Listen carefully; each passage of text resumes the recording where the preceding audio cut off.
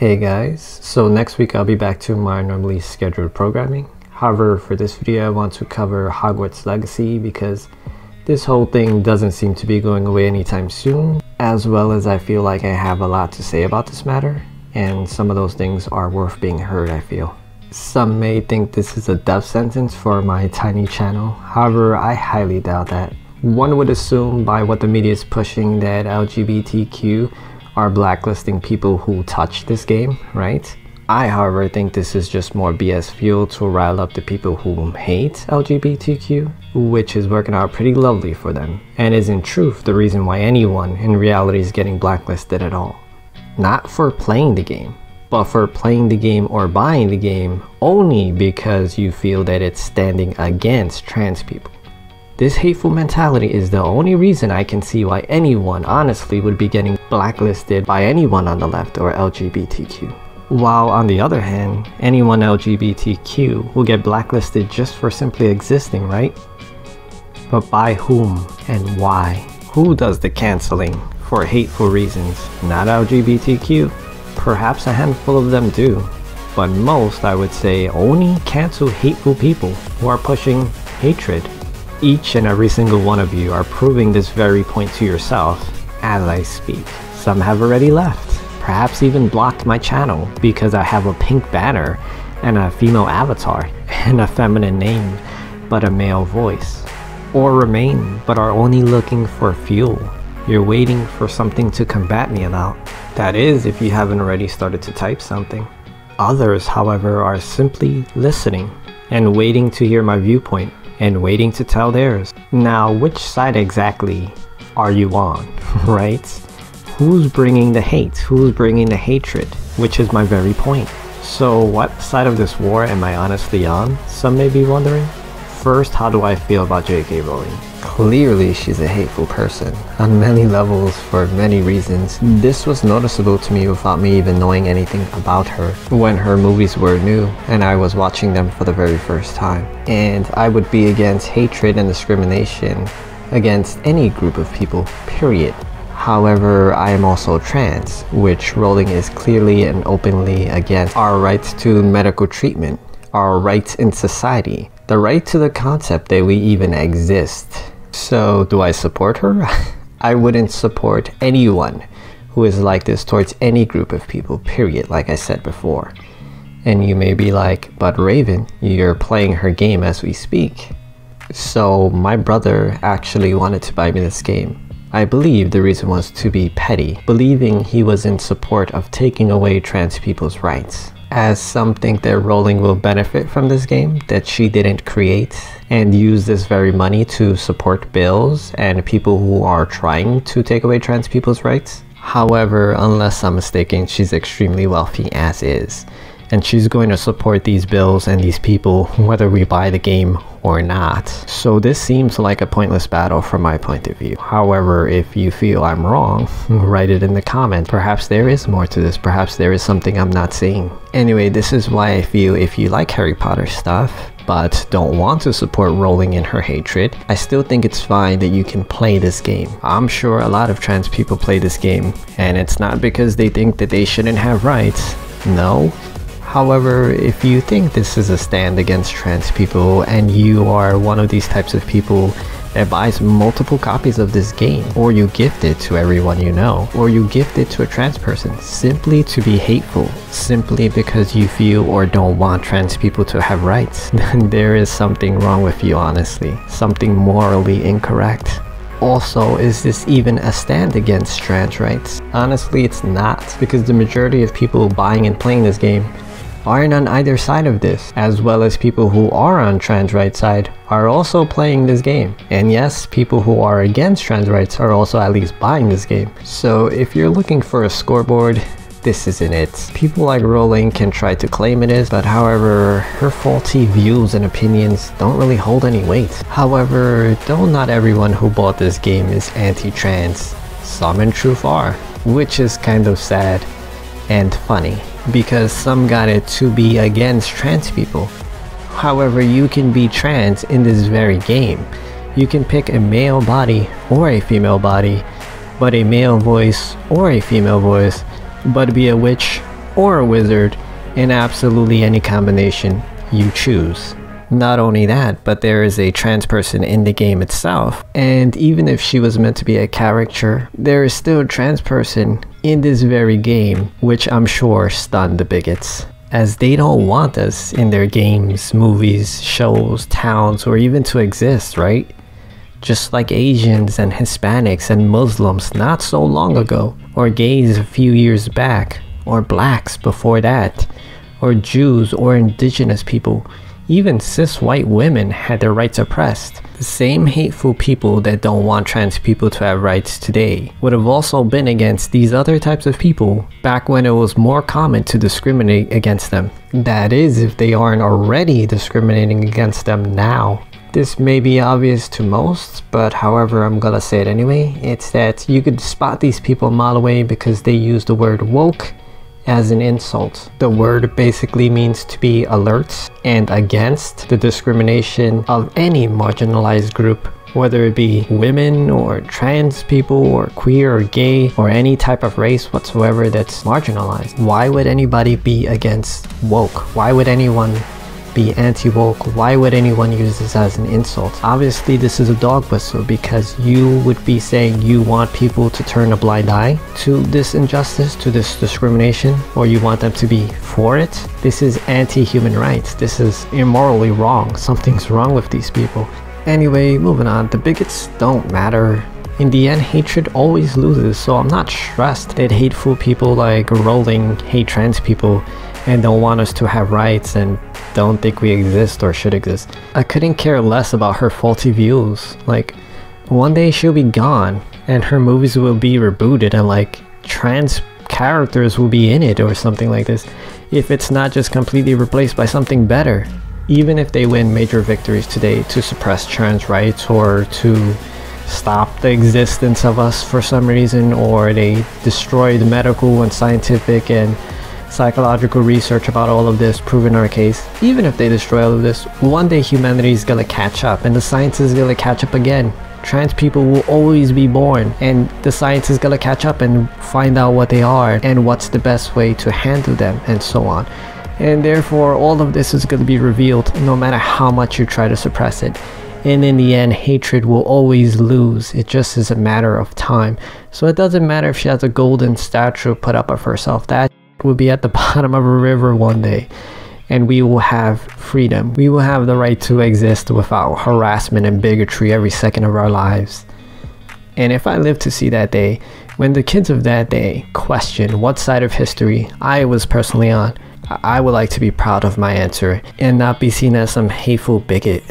Anyway, moving on. So how exactly do I feel about the Harry Potter franchise? Well, I do like them, I'm not going to lie. I don't love them, however.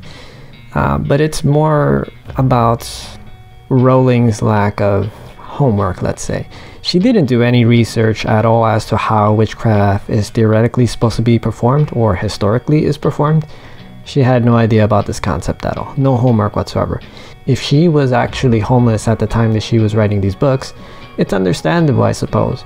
However, if she wasn't, then there's kind of no excuse why you're just using stereotypical misconceptions and just straight up making up stuff. It's just lazy. And it's not something like a personal insult I have against Rowling or whatever.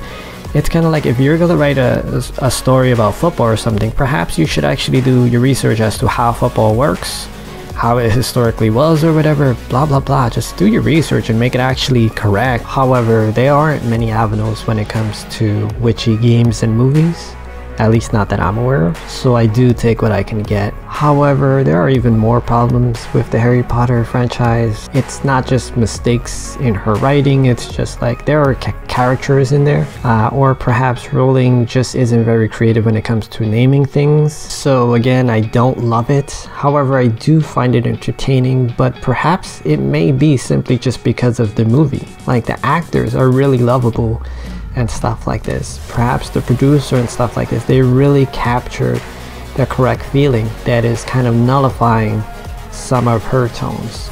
Like, I like the setting and the vibe that each character brings to the table. as well as the feeling of the world maturing itself as each movie moves on to the next one. It grows a little bit more mature, a little bit more darker. I think that was well done and well paced, but I never read the books, so however it could just be solely her work, I don't know. However, I can separate her hatred and her from her work kind of thing. Like, I'm not gonna say it's complete trash just because she is. All that being said, I would still never purchase her books because I feel like that would be then supporting her hatred. However, I am aware that some would say that me playing this game simply in itself is supporting her and her hatred, and even making this video showing me playing this game is supporting it. However, like I said before, us staying away from the game won't make much of a difference. But what if this whole Harry Potter franchise was claimed by us? What if it was made queer and gay and trans, and that's all people see? They see us cosplaying it and talking about it and claiming it and playing it and posting about it and memeing it, and not just from us, but like things in the game itself, like that there's actually a trans character in the game, or that you yourself can be trans any which way. Or in the movie itself, Ron wearing a dress, Harry wearing a bra, Dumbledore being gay. Like, even the whole fact that the whole Harry Potter thing is gay. This is just witchcraft. You're waving a little wand around and doing magic. This is super feminine. This is really girly stuff. For insecure people to want to do this just to be against us, it's making them look kind of queer, to be honest, right? That's all I'm saying. What if we took a handle of this and we control the steering?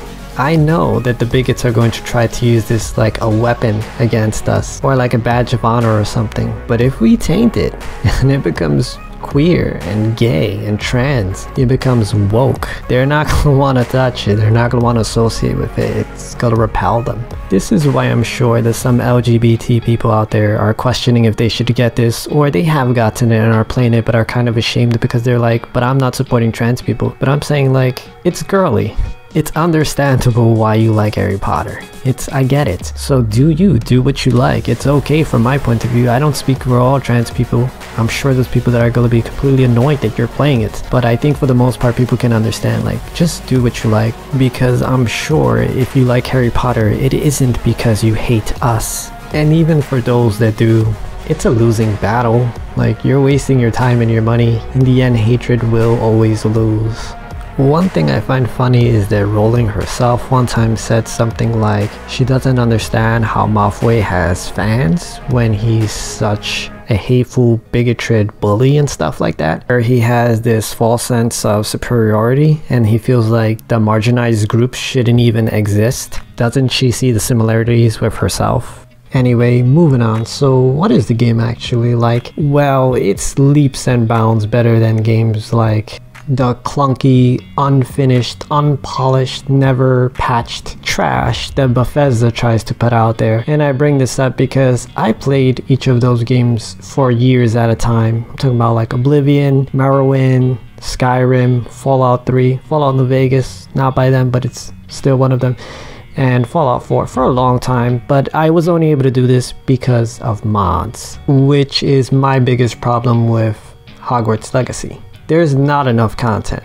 You're gonna burn through the story and through the quest really fast, and then there's just gonna feel like there's nothing left to do in the world. There is, but it's gonna feel like that. However, if they were to make some kind of modding program where even like people on consoles could download the mods that us PC players put out there, then they could add years of life to their game. After all, this is the kind of Harry Potter game people have been waiting for a long time. So why just let it fade into nothingness? Why not prolong its life and let people just keep modding different maps and different quests and different spells, different enemies, all kind of different stuff into the game? It could add so much more life to the game. And before somebody says you can already mod for this game, I'm not talking about simple mod replacers. I'm talking about, like I said, maps, quests, companions, all kind of stuff, just new things added to the game, spells that aren't intended to be in the game but are from the Harry Potter universe. You could add them in there, all kind of new stuff. You could have years and years of mods, never-ending mods for free. So if the creators wanted to make some kind of DLC, I think no matter how many DLCs or how good they are, it will never be able to compete with them creating a modding program for us, because we could make stuff forever, like infinite. Like 20 years later, there will still be some people making mods for Hogwarts Legacy, and I think that would be the best approach from my point of view. So that's what the game lacks. What does the game actually have? Well, technically you could explore like every single inch of Hogwarts, as far as I'm aware. Like every single scene in the movies is somewhere in this game, and more, like places that we never seen before in the movies, and perhaps not even in the books. Even some themes and scenes from the movies are reused in this game to make it feel more Harry Potter-ish or Fantastic Beasts. So it's free roam. You can pretty much explore everything, though some places will be considered trespassing. You could decorate your own little house kind of thing. You could capture beasts. You could do challenges that are around the world. You could find different chests and explore dungeons. There's a little quest around, but there's not a lot of them. So if all you're doing is story or story and side quests, it's still gonna feel like a very short game, which can simply be counteracted by the creators, instead of making a DLC, make the DLC be a modding program so that the modders can make whatever DLCs they want, and then each person can choose whatever stuff they want to add to their game. This would add way more years and way more enjoyability to everyone, I feel. Anyway, moving on. So like I said before, if anyone thinks that I'm taking the wrong approach here, and there's something wrong with my logic when it comes to this, I'd love to hear your opinion. Like, you can write it in the comments. I will engage. My opinion is, if you want to support trans rights, then actually support it. Like go do something more than not buying or playing a game. Go protest or counter protest, or just stand up or be there for people. You know, every trans person is having a hard time. It is not easy. It is not a choice. It is a difficult struggle. You don't have to like be their best friend, but if you like, show them that you're supporting them, you're on their side, genuinely on their side kind of thing. Or if they're a content creator or a fashion designer or a game maker or whatever the heck it is, show them that you support them. And whatever is the equivalency on whatever platform, to give them acknowledgement that you are showing them support goes a long way. Because some create this straw man argument that we're trying to dictate what we can be called and stuff like that. Like, we're not at the level to be fighting for superiority. We're not even at the level to be fighting for respect. We're all the way down at the level to try to fight for our simple bare minimum rights of existence, to be taken seriously kind of thing, and get medical help and stuff like that. That's where we're at. Basic human rights is where we're at. We're constantly bombarded with negativity, so any positivity we get does help. Kind of off topic for a second, but I want to put this in here. It's kind of like, remember back in the day where all these like evangelicals and Jehovah's Witnesses and other types of groups like this, they were all like crazy against Harry Potter, like that it's evil and it's teaching you witchcraft and whatever, even though that's not real witchcraft, whatever. Like, what are they doing today? Are they actually buying the game, thinking that it's counter to our existence? Do they hate us more than the game? Is that what they're doing? Because I feel like it's something that they would do. That's where we're at. Which brings me to one of my favorite quotes of all times from anywhere. It's from Knights of the Old Republic 2, by the way. I don't remember that exactly, but your mentor or my mentor said something like this: alliances birthed by hatred are fragile and temporary at best. You can see this happening all over the place in the Republican Party. History shows time and time again, for some reason, that hatred will always lose. Anyway, I think I pretty much covered everything I wanted to.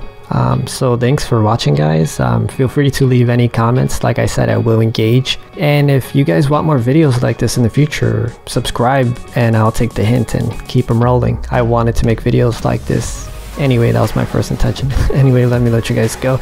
Thanks for watching, guys, and I hope to see you next time.